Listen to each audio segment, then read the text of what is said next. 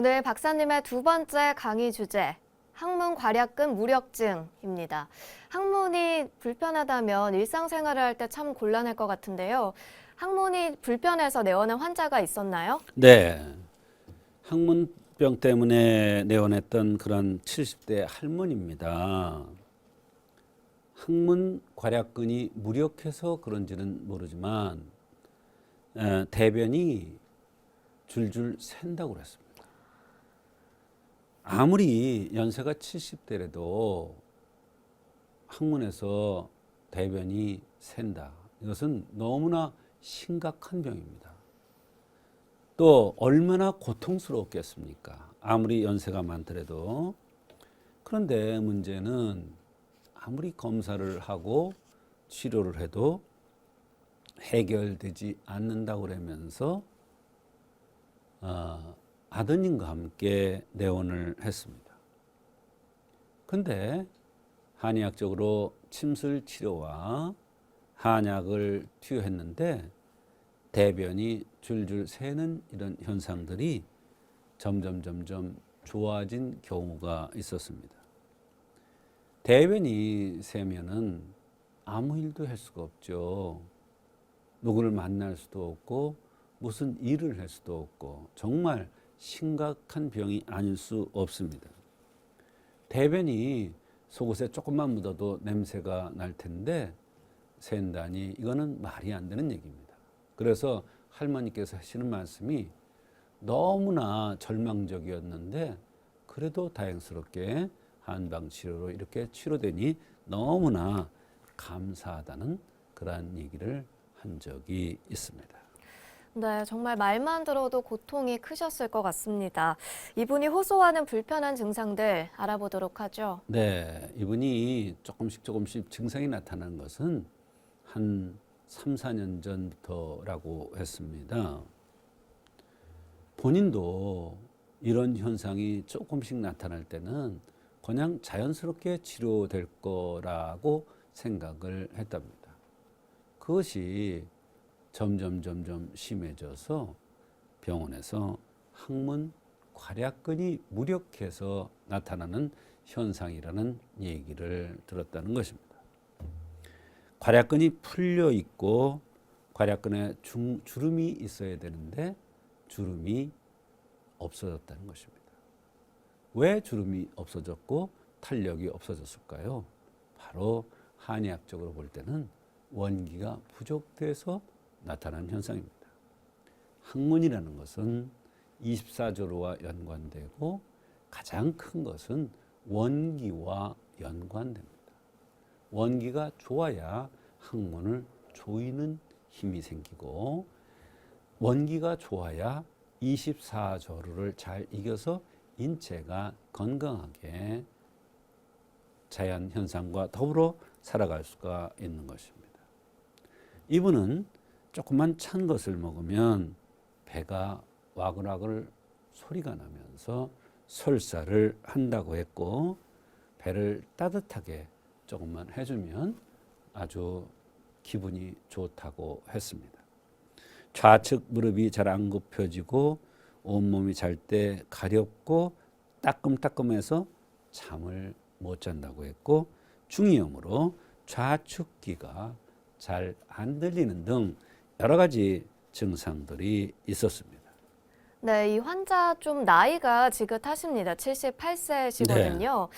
침술 치료를 하면 기운이 좀 빠지지 않을까요? 바로 그 얘기입니다. 질문을 잘 하셨는데요. 연세가 많은 분들은 기운이 쇠해서 여러 가지 병들이 오죠. 그러면 그럴 때 보약침이라는 걸 놓습니다. 말하자면 기운이 나고 원기가 활성화되고 또 이렇게 늘어졌던 것을 오므려들게 정상적으로 활성화되게 해주는 그러한 침법이 있습니다. 활성화되도록 해주는 그것이 바로 보약침인데요. 보법이라는 게 있고 침에는 사법이라는 게 있어요. 그래서 일반적으로 보호를 해준다든지 대장정격이라는 보법을 쓰면은 피곤도 풀리고 원기가 좋아지고 기운이 탈진된 것이 좋아지는 경우가 있습니다. 물론 그렇지 않은 경우에는 뜸을 뜨면은 또 좋아질 수가 있는 것입니다. 그래서 침법이 있고 뜸법이 있고 그래도 안 되는 경우에는 한약을 쓰는 것이죠. 이분은 괄약근이 허에서 나타난다고 판단되어서 간정격이라는 보약침을 썼습니다. 이 침법은 항문에다 넣는 게 아니라 바로 팔다리에 놓아서 항문 쪽으로 기운이 가게 해주는 그러한 침법입니다.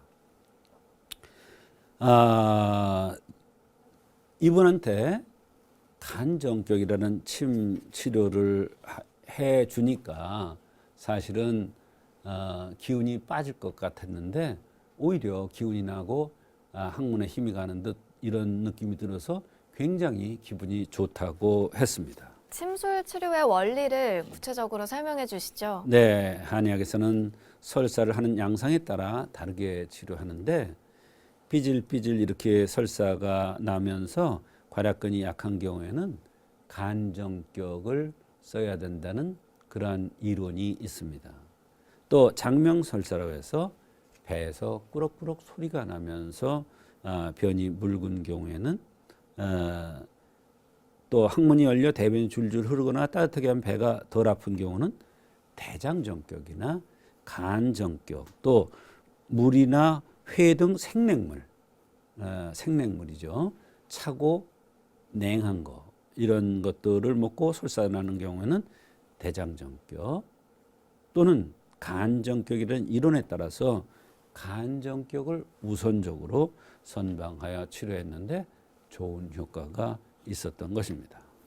네, 박사님께서 간정격이라고 했는데요. 이게 정확하게 어떤 의미입니까? 네, 간장의 기운을 돋궈주는 것이죠. 그런데 한의학에서는 간은 근육을 주관한다. 즉, 간은 근육과 연관되는 것을 좋게 해줄 수 있는 그러한 치료법이다. 이렇게 생각해도 됩니다. 말하자면 근육이 무력할 경우 또는 간 기능이 허약할 경우 활력을 불어넣는 침법입니다. 항문 괄약근도 근육이므로 근육이 무력한 것을 활력을 불어넣는 간정격을 쓰니까 좋아진 것입니다. 그 밖에도 간정격이라는 침법은 다양한 효과가 있는데 팔에 2곳, 다리에 2곳 합해서 4개의 혈만 가지고 이렇게 좋은 효과를 볼 수가 있는 것입니다.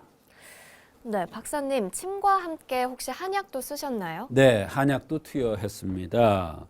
이 환자는 78세라는 연세가 많은 분이기 때문에 이왕이면 몸을 보호해서 좀 더 빠른 효과가 나게 하기 위해서 한약도 같이 투여했는데요.